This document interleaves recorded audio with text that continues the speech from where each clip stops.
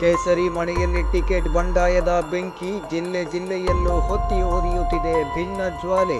ಸೇನಾನಿಗಳನ್ನ final ಮಾಡೋ ಮುನ್ನವೇ ಗುದ್ದಾಟ.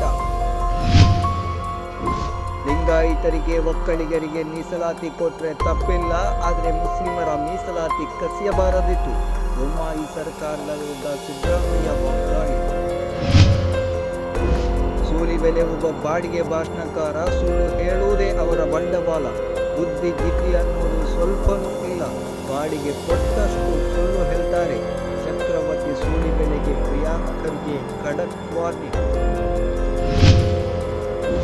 ಕನ್ನಡಿಗರ ಜೀವನಾಡಿ ನಂದಿನಿಯನ್ನು ಮುಗಿಸಲು ಈಗ 3ನೇ ಸಂಚು ನಡೆದಿದೆ. ನಂದಿನಿಯನ್ನು ತುಳಿಯುವ ಹುನ್ನಾರಕ್ಕೆ ಕೈ ಹಾಕಿದ್ದಾರೆ. ಬಿಜೆಪಿ ವಿರುದ್ಧ ರೊಚ್ಚಿಗೆದ್ದ ಕುಮಾರಸ್ವಾಮಿ.